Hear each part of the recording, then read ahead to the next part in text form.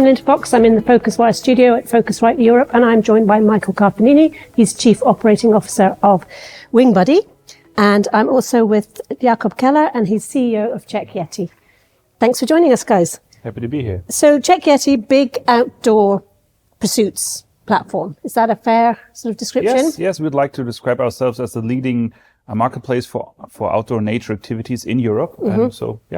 And Wingbuddy, a big Canada specialist. Is that very fair? big in Canada, yes. Yeah, great. So I wanted to sort of pick two specialists from sort of two different areas, because there's an awful lot going on in the world right now. I'm sort of thinking about it as a quadruple whammy. We've got the political side of things, we've got global conflict, we've got economic instability, and we've continued to have climate change.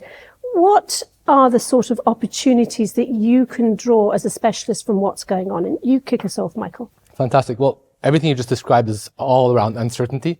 I think when there's so much uncertainty, people like to go back to something that they know about. That becomes brands, that becomes consistency of travel. And that's what Wingbuddy's been doing now for over 10 years. Mm-hmm. So I think it's just something that people can relate to. They understand. The pricing is very accessible. And we really want to try and encourage people to get out, to discover different cultures, to discover different people. And that's something that we offer at a very accessible rate. So I think that helps it in these times of more uncertainty. Okay. Would you say there's an advantage to being a specialist in these turbulent times?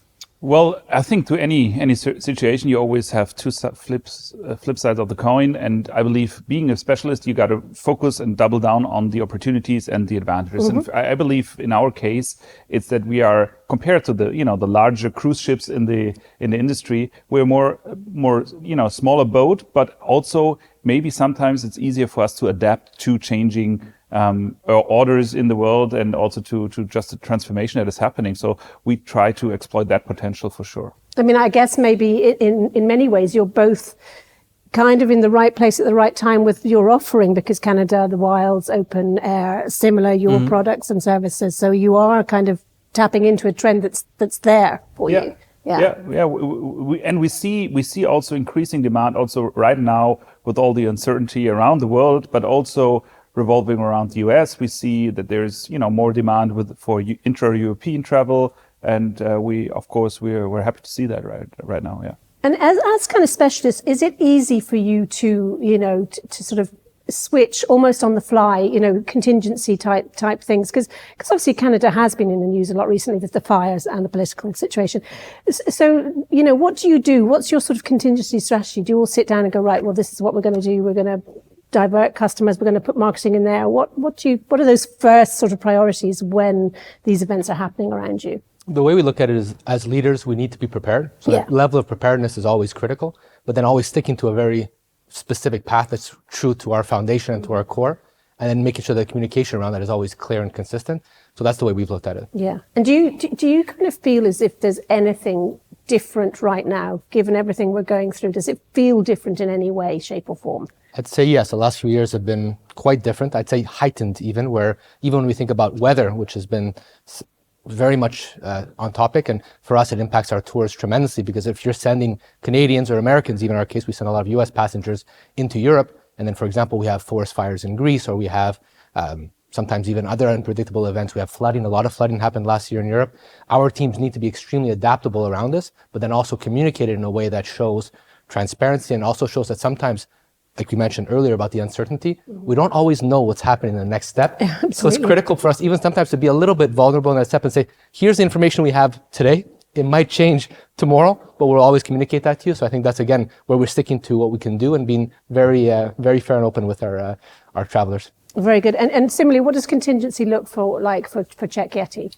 I mean, our business model has always been revolving around, what customers want and what customers need since the early days. The foundation was around, bringing the opportunity to book a ski course online to the online world. And we try to follow up on that. And I think in terms of also uncertainty and what it impacts is, all of us are aware of the fact that, the global pandemic changed a lot and really put a mark, I believe, when it comes to, changing customer behaviors as well. And for us, it has been also a fuel for growth, because at the same time, people became aware, of how important it is to be outside, to be in nature, to be in the world. And as you said it correctly, I believe it's important to always look at what customers want and try to put out, the real the real content for it and the correct content for it, and then have it also evolve over time. So I believe we'll never reach a state where we're going to say, now the product is final, or now, everything is at the top where it should be. It needs to evolve constantly. And I think the reiteration of the process is what's key. So we've got, as we've just been talking about, the sort of all of those factors kind of lining up, and travel is particularly resilient, or always has been anyway. But we've also now got rapid pace of technological change. So how do you, as specialists, think about, all of the AI developments? What do you sort of get drawn to the shiny things, or do you sort of stop, sit down and go, this is right for our business, this is what we're going to do? Kick us off, Michael.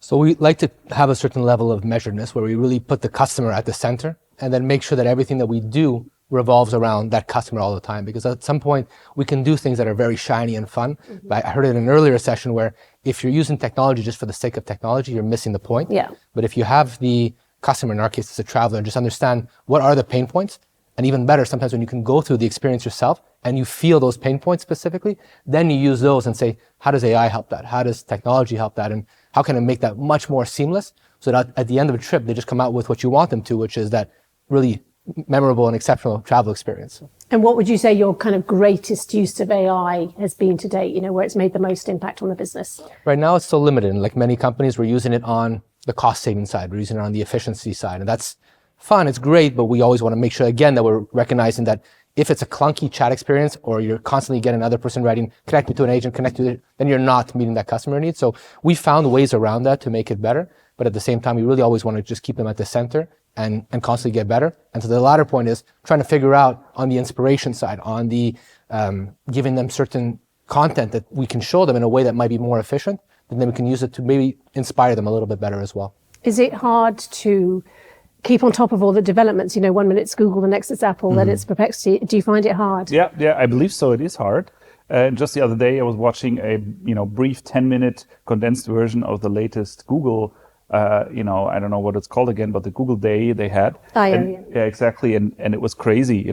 Just a condensed level of how many products they ship. So in my modest opinion, I don't believe anyone, even including Google, knows which of the products will eventually have which kind of impact. And so, quite honestly, yes, it is overwhelming. And that is what I believe is also very important to consider, that it's neither possible but also not relevant to be on top of all of the things, but rather to really know where you come from, what your strategy is, and then decide on where you put your energy. And for sure, I mean, we've all heard, the term of, AI is, gonna change everything and also make people lose their job, etc. And then we heard, it's not AI, it's how you use AI. Mm-hmm. So I believe it's really important that we make the right choices when we use the AI for the customer, for also the business, in order to help us shift maybe sometimes resources to other departments where we are able then to have more resources to inspire customers, to make it sometimes also, of course, more efficient. And that's where we, because that was your earlier question, also see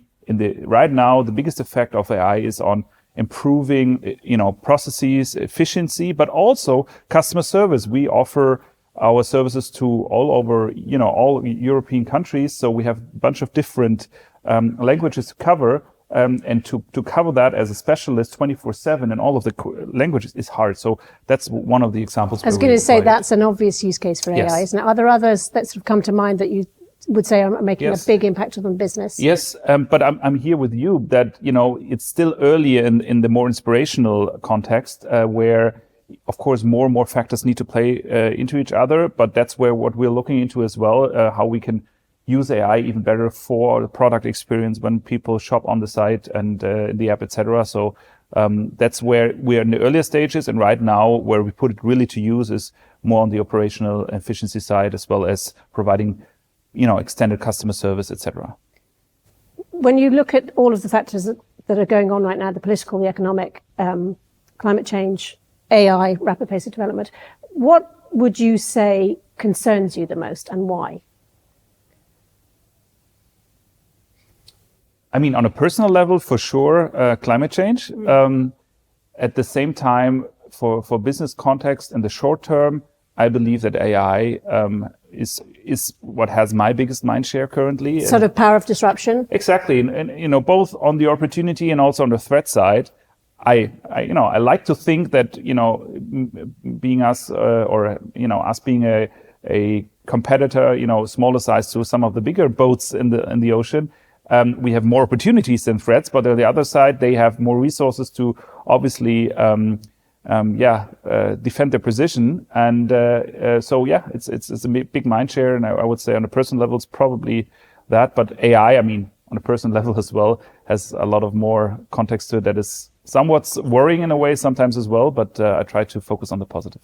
Michael, AI or something else? So in our case, it's a combination of all those different elements. And the way we look at it is, and when you said what concerns us, is that all of those create additional uncertainty that sometimes can make people maybe postpone certain travel trips. Sure. And fundamentally, we believe that travel is good overall. And there's definitely some negative consequences. We were talking about climate change earlier.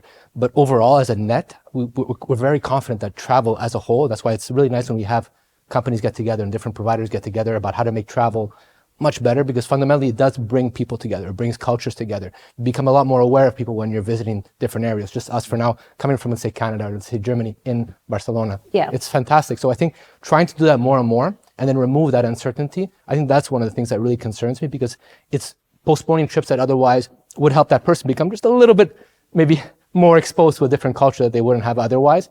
And staying home has its benefits, but ultimately travel is something that we really want to promote and let people to see the advantages a lot more.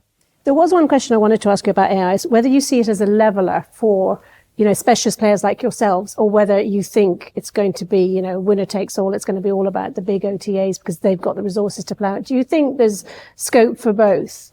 That's a great question. And we've heard a lot in the conference that there's a lot of the big players that are going to take over. We tend to be a bit more maybe optimistic, even that I'm not sure about leveling the playing field, because I think it's always a little bit unlevel, but at the same time, the smaller players, especially those who are nimble, can use it in ways that can make their business. And again, always coming back to the core of understanding your customer, understanding what they want, what's their friction point. It'll be very different for, let's say, the Wingbuddy clients versus, let's say, Jakob's clients. So what we want to do is really understand them and how technology can help, and then use it in a very focused way. Yeah. And ultimately, I think that will, like you said, probably level the playing field in a way that could advantage us a little bit better. Yeah, because presumably you don't have to do it at the scale that some of the bigger players have to do it. So. And I'm totally with you, because the entry level, I think, is quite low. You're able to test out the products and use the products. Of course, during some of the bigger partnerships that OpenAI and some of the giants of the industry have, of course, they're sometimes at the forefront. But at the same time, when we look at usage of AI from customers, from consumers, we can see that the impact that we can have already, and we see that from the initiatives that we've had applied already, is there. So I'm with you. I try to be optimistic on that side, but at the same time, of course, quite honestly, the rules of the games can be changed instantly by what is happening. And so we need to be on the lookout for that as well. And that's what we're trying to do. Okay, give me a sort of closing comment on, what's going to happen for the rest of the year, given everything we've just spoken about.